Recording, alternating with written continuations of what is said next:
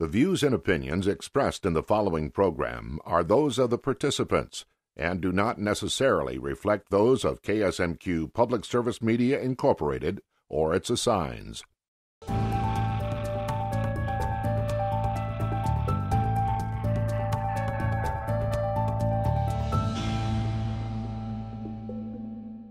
Welcome to the Heart of the Matter. I'm your host, Stephanie Passingham.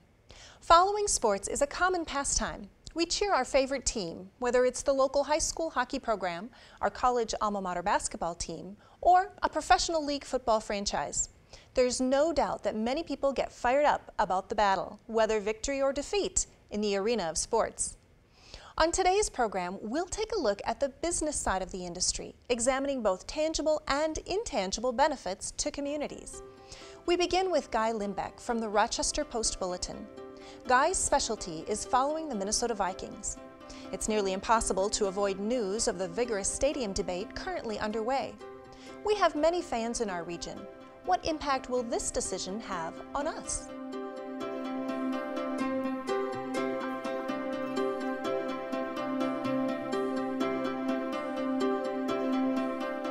Well, Guy, thanks for joining us, and we're going to talk a little bit today kind of about the business of sports, but I'm particularly interested, as the reporter on the sports beat for the Post-Bulletin, I'm interested in knowing what you hear from fans on the street. What do they tell you about these professional sports teams, whether it's the Vikings, the Timberwolves, the Twins? What are you hearing from people on the street?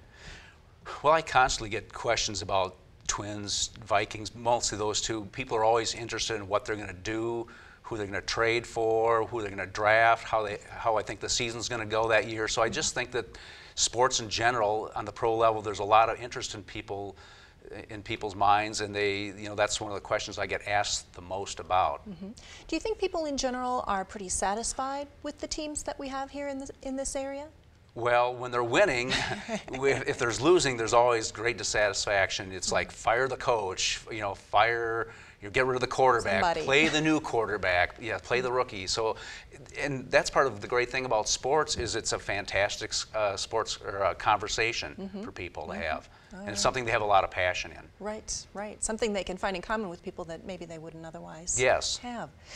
What should the average person who maybe isn't invested in professional sports, they don't necessarily feel strongly about that, why should they care if the Vikings get a new facility? Well, I think the facility can be more about just football. It's a great place to have maybe concerts, high school events can be held there. Like right now at the Metrodome, they have like the soccer playoffs, football playoffs, and I think the Metrodome is maybe used like 300 days a year for some type of activity. So there are so many activities that are used there beyond the football games. A lot of people don't realize that it goes well beyond football. All right. The Metrodome is a facility that is being considered for renovation, kind of using that space again, right downtown. They've also talked about location in Arden Hills, which would involve a completely new facility. If they didn't choose that Metrodome site, what would happen to that facility? If they went to Arden Hills, right, I would, that's a big, costly building. I would think they would just have to tear that down, and it's valuable land downtown Minneapolis. They'd put up, offices and other buildings there. So redevelopment. Right, sure, there'd be redevelopment there. They'd have no problem. So it wouldn't necessarily end up being a competing facility for some other activities? No, it's not like we'd have two big dome stadiums. Okay. In terms of the money that we're talking about, millions and millions of dollars, and if Greater Minnesota, where our participation as fans is typically on TV, watching the team, cheering for them, maybe buying a sweatshirt or two, the millions that would be spent on a facility in the Twin Cities, would those dollars be better spent by other needs in our region? Just because you don't get a stadium doesn't mean those dollars would be going elsewhere, because really there's not the dollars now. That's the problem of getting the stadium, is they're trying to get the dollars. It's not like we have $1 billion extra sitting somewhere. But the thing about a stadium is, and pro sports teams, it generates a lot of extra revenue streams coming in, and from all different areas. You got dining, travel, lodging, and while the stadium is being constructed, that creates thousands of temporary jobs for a couple, 3 years. I know one woman who was just getting started in the field as an electrician. She basically had no work until Target Field was being built. Okay. And when Target Field was being built, she had full-time work for about 3 straight years. Wow. And since then, she's not had a whole lot of work. So, you know, that's just the kind of economic impact it can have on an individual. And plenty of major construction firms located in our region. And it's usually the local dollars that, you know, it's not like they're paying California crews or something to, you know, it's being, those are dollars that are staying in the state. Yeah. Right. And what's been the response from folks? You know, you cover high school level sports as well, and you're out covering a game. People are talking to you about stadium issues. What are they telling you? Are they liking that idea, and yes, they'd be willing to support that new venture financially, or are they saying, no, you know, the Twin Cities, they get the revenue, they ought to bear the cost? Yeah, I think a lot of people are for it. A lot of people are against it as well. But if you look at the overall economic impact that it brings to the state, it's a good thing, I think, and it gives us a lot of name recognition as well on a national level. You know, just because of having Minnesota sports teams, there's probably not a day that goes by that we're not mentioned in sportscasts throughout the country. Sure. And it's you know, kind of gives us like a brand recognition. Yep, and we've seen some teams go away too, which I think was heartbreaking for some of those sports fans. It surely has been, yeah. And a lot of times an area will lose a team, and what do they immediately try to do? They try to get another team back, like the Cleveland Browns did. They lost their team in 1996 to Baltimore. Right. And almost immediately after that, they were trying to find a way to get a team back to their community. Yeah, and that's an interesting point you bring up about that kind of threat of departure. There was a recent study done, I think in 2010, maybe late 2009, that put a dollar figure on the value of specifically the Minnesota Vikings to, on average, per person throughout the state, a value of $530.65. I mean, they really pinpointed it. We have 5.3 million people in the state. When you run those numbers, you get about $2.8 trillion in value. And it brought to mind, well, why don't we, as citizens of the state, just buy the team and pursue something akin to maybe a Green Bay Packers model, something like that, so that that threat of departure is eliminated? Yeah, I don't, Green Bay is a unique situation in that way. I don't really think the NFL would go for that. Okay. Before the the Vikings were sold to Red McCombs back in about '97, they had 10 owners, and each of those owners owned 10% of the team. And when the Vikings were selling at that point, the NFL stipulated that they needed to sell to one majority owner, and that's really the way the NFL wants to have their operation run. Okay. So I don't think that would really. I don't really think that would really work out. Are there other concerns beyond the team staying in the state? You know, when you're out talking to folks and they say, "Oh, you know, I'd support the team if their winning percentage was greater," or I can't go to a game anyway, I can't afford the ticket prices, and it's too much of a pain in the butt to find parking. Are there other issues that folks talk to you about that are concerns of theirs when it comes to whether it's the Vikings or other professional level play, that it's just a little bit out of reach these days? Yeah, I think maybe something they might talk about, you know, it's just like the giant salaries involved that players get all this money, owners are making so much money. I think that might be the biggest concern. It's like, you know, hey, I'm paying $50, $60, $80, $100 a ticket. You know, why aren't the tickets, you know, less expensive? And maybe the players and owners should be making less money. As far as the winning percentage, you know, you can't really, you know, everybody wants to be a winner all the time, but you can't be short-sighted in that regard. You have to look at the big picture. Teams have ebbs and flows, ups and downs. Just look at the Vikings like, oh my gosh, we're horrible right now. 2 years ago we were in the NFC Championship game.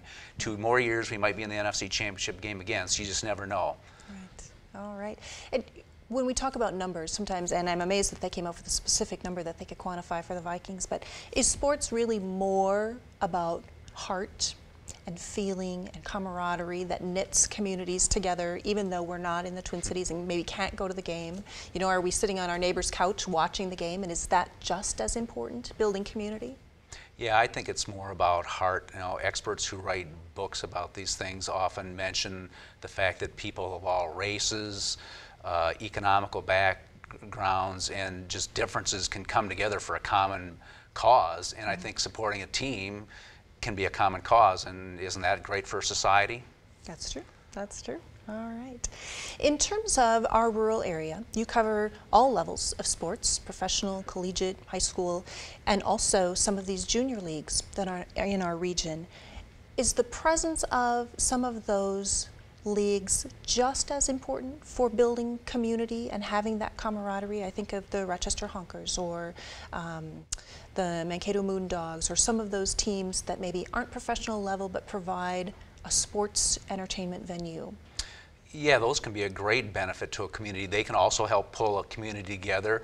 They offer local economical support in a lot of ways, and it's another just a great place for people to go with their family, friends, and neighbors to have a fun time at a fun event. And regarding the Honkers and the Moondogs, they can be a lot more affordable. You can probably get 4 tickets, maybe take the whole family to a Honkers or a Moondog game for the price of a single Twins ticket. So in the economical hard times, that's maybe the only option for a lot of fans to, you know, or a nice alternate option. Right. I can't afford a Vikings game or a Twins game, but I can take my family to a Honkers game. In terms of people's allegiance to teams, with the advent of those sports channels that you can watch any team anywhere across the country, do you think there's been an erosion of support for teams in your own state? No, I don't necessarily think it's an erosion. I just think people have more options. You know, it's like if you're going to see a certain team on TV when you're young, maybe you're going to start following them and watching them. But I think a real passionate fan, you know, if you have a family fan base, you know, my dad and mom grew up watching the Vikings and the Twins. I'm going to grow up watching the Vikings and Twins. Sure, you can have people spreading out a little bit from that, but I think overall the fan base is pretty loyal. Pretty traditional. Yeah. All right, very good. Well, Guy, thank you so much for shedding some light on the folks that you interact with in the sports world and kind of what they think about our situation with professional and junior league teams in our region. All right, thanks for having me.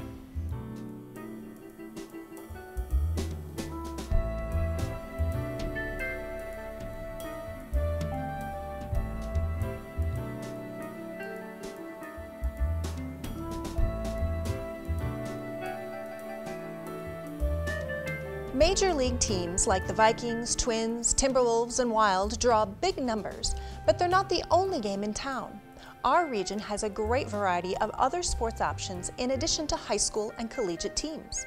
Coming up next, Dan Litzinger from the Rochester Honkers and Mike Delhanty from the Austin Bruins enlighten us on the benefits for players and fans to some of the junior leagues in our region.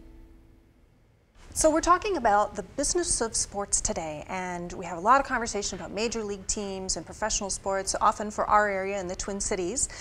But Dan, what are the factors or what are the pieces that make regional sports as a business work? I think the regional sports is more touchable than some of the professional sports. By that, the fan, the sponsors, the general public can actually touch what's going on. And to have that relationship, I think, is the key of how we succeed in Rochester with the Rochester Honkers. We're touchable. These are the stars of tomorrow shining today, per se. You know, and the fans can get up and get autographs and shake hands and get hugs and take photographs. Okay. And then 2 years later, they're seeing them on TV and the College World Series and then the minor leagues and the major leagues. So I think that's how we can relate better than some of the professional sports because we're so much touchable. I find it interesting that your organizations at this level address both a fan and a player need. And I'm wondering, who do you consider your customer to be? Is it the player who is looking to ultimately become a professional, and so you're giving them tips on how to interact with the press or the media and do public appearances and training them as an athlete? Or are they, the fans, your customers, are they the ones because you're looking at bringing that intimate experience directly to them? Yeah, at the Bruins, we do have several, different customers per se. The fans definitely are our number one customers. We're there to make sure they're having a great time, make sure they're, getting what they want done. On the other side, though, we do have the hockey operations, which, the coaches take care of most of that, and they are looking out for the players, moving them around, moving them up to different levels, when they need to, and also making sure they're okay with their media interviews and different options like that. So. Yeah, I agree with that. Our major customer fan base that we target to is very simple, and we kind of coin it by saying 2 feet and a heartbeat. Okay, it's everybody. You know, we get that question quite a bit, like, who do you market to? Who's your fans? Who's your sponsors? It's like, what we're competing against in the summer for the Rochester Honkers is vacations and movies and things like that, is kind of a target audience that we have to go against. So we target different groups on every night to bring them into the ballpark and have some type of experience. On the player side, yeah, we're all here developing players. Our kids are 18 to 21. You know, they all have aspirations of Major League Baseball. They're in college. So do we look at them as developing players? Yes. On a weird business thought by us, you know, they're like laborers. We have free labor. We can't pay these kids. Okay. You know, which is in the same situation. Okay. But we're giving them like the true minor league experience, like a minor league internship. So that's how we kind of approach our business model, you know, with the kids. Here's a minor league internship. On the next level, this is the way you're going to be treated. And that's how we bring our coaches in. They've all had some minor league experience, and let everybody's experience come together, and then let the kids play baseball in the summer. Okay. And hopefully that passion that they have on the field translates to the fans, and then off we go. But as far as a fan base, it's whoever we can get. Anybody and everybody. Yeah, and let's talk a little bit. You brought up an interesting point of kind of where you come from and then where you go to as a player. Yeah. So help us understand how you select the kids, these young people who are playing on your teams, and then where do they go after their experience with you? Good. Yeah, well, in the hockey industry here, we have all of our players come from different tryout camps. We have 5 scouts that work with us very closely. They're out 5 days of the week getting, you know, scouting different areas in Minnesota, all over the Midwest in the U.S. So after the scouting process, we do have 3 tryout camps. We do those in the summertime. After the tryout camp, we offer them a spot on the team, and then after once they play with us for a while, there is a USHL, which is a tier above us. However, all their goals are to play Division I college hockey. Okay. Similar to the Rochester Honkers in the Northwoods League, what we're in, which is classified as Summer Collegiate League. Okay. There's about 16 of these summer collegiate leagues in the country. All our players come from any college from across the country, from a JUCO to a Division I to the powerhouses that like the Rice and the Cal State Fullertons, the Texas that always go to the College World Series. So our demographics of who we're pulling players from is countrywide. It's a wide open process. It's by invitation only. There's no tryouts.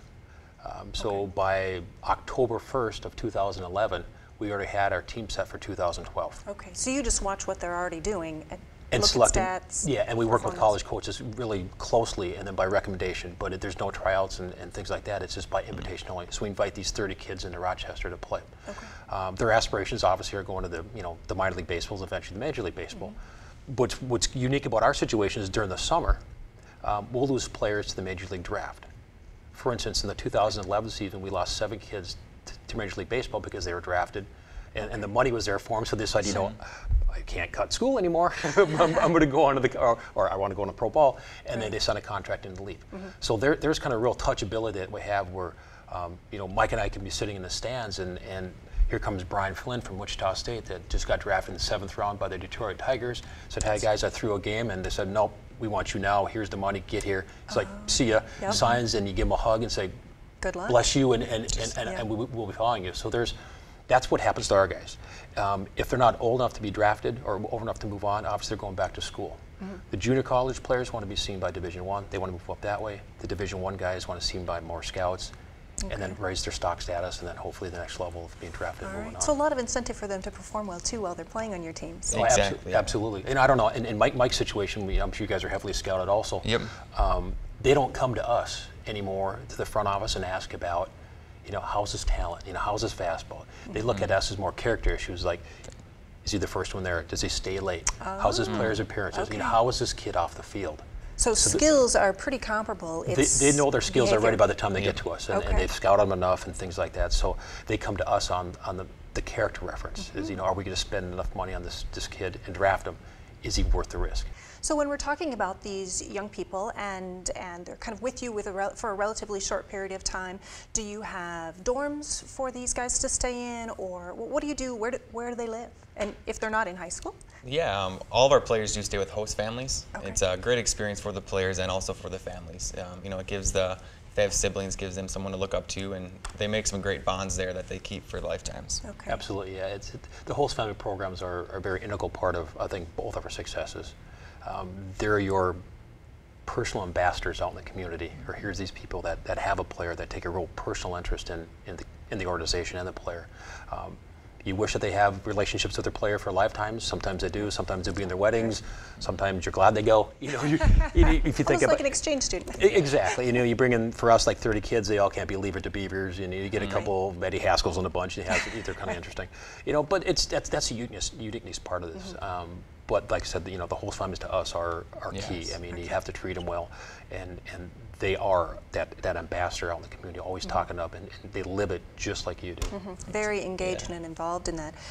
Which brings to mind, for families that maybe aren't a host family, or they've never been to a game, believe it or not, at this juncture, and maybe sports aren't their thing, what's the bottom line to illustrate to those folks why sports leagues like yours are important to the community? Well, I think in Rochester, we once again view it a little bit differently, where we're in the entertainment industry. We just happen to wrap it around a baseball game.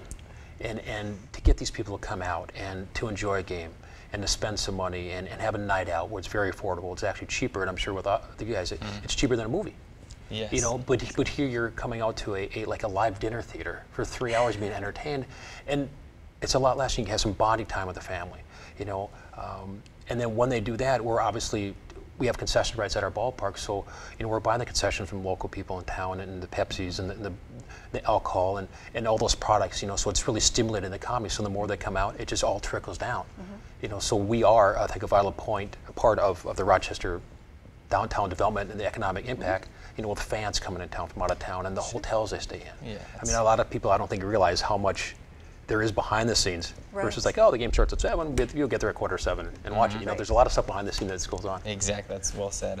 I know one thing we hear quite a bit from comments is how busy the restaurants are, you know, an hour before the game, and something that personally I've never been able to witness since I've been in the arena, but you know, it's something that we really focus on too, is bringing together the family, you know, entertainment. It's more than a hockey game or a baseball game. So. All right, another great thing to do in one of our local communities. Oh, absolutely. And the quality of life, it just brings it up in the cities, you know, of Austin and Rochester, about having these here. They're attraction points for people looking at working for Hormel, or work for Mail or IBM or other places in Rochester and around there. You know, we are attraction points as a community. So that has something with, you know, Conventions and Visitors Bureau also, where they promote us, and I'm sure they do in Austin also. Very well. So. And how important is sponsorship of other businesses of your facility, whether it's, you know, advertising in the outfield or on the boards, or is that critical? That's one very key aspect for us, that, you know, is the sponsorship. We have some great sponsors in town, and from last year to this year, we increased our sponsorship by a significant amount. So, you know, we look forward to keep doing that and making them happy, you know, doing whatever we can do to help them. So. All right. So you mentioned you don't have the payroll piece, so you can't pay these kids that are playing. Correct. How can they do that? Do they all have part-time jobs? Do you help line them up with that? Do they have family support at home? Well, I know for the Bruins, you guys don't play every day. Nope, we do not. No. So did the kids, are they still going to high school? Yep, we have 4 high school players this year, so they're going to high school. And then another rule to be on the team is you have to have a part-time job or be in college. Okay. So in our situation, we play 70 games in 74 days. There's absolutely no time to work. That's what we call the true minor league internship. You're doing this every day and going through the ropes. So is there time to work? For some kids, it's pretty hard, but they can do it. But the last thing you want to do is come back from a 10-day bus trip from Thunder Bay, Ontario. You know, get home at 5 in the morning, and I got to be at a job at 8. Right. So you know, we used to lean on some sponsors and ask, hey, could you hire a kid part-time? Well, then after these long trips, they end up quitting. Right. So when we set it up, it's like, is there time to work? Our philosophy is you have your entire life to work. You have a great opportunity that you may never get again in your life. Okay. You just come in, enjoy it, and do it to the 100% of your ability, and hopefully to the next level. So the kind of like, because of our passion for these guys, I think they understand that too. Right. They just have to get prepared. Unfortunately, there's no time for work in our league. All right. Talk a little bit about community spirit and the role that teams like yours play in these smaller towns, and how it knits people together over kind of a common cause. Go ahead. Yeah, that's the great thing about, you know, our organization. We're in the schools 2 times a week, getting out there with, you know, mentoring the kids and give them something to look up to the players. And, you know, in the past we had a Paint the Ring Pink event that has raised over $31,000 for the Hormel Institute.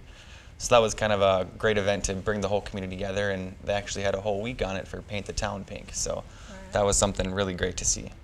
It's nice to have that difference between what we do and like the Bruins, because they are in the school season now.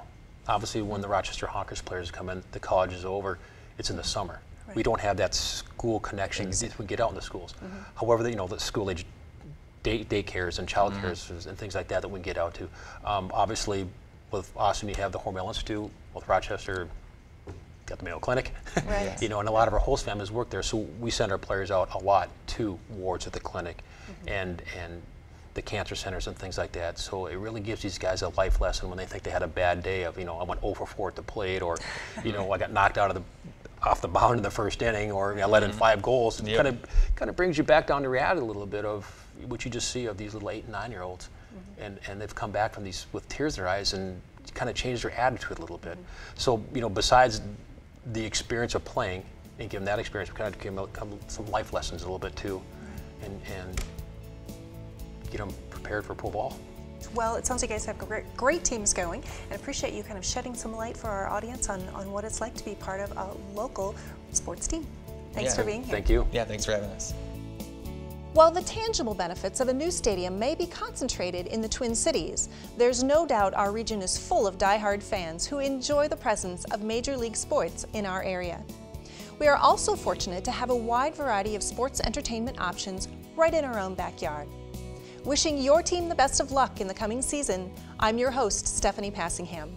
Please join us next time on The Heart of the Matter, where we will continue to explore the issues that matter most to you.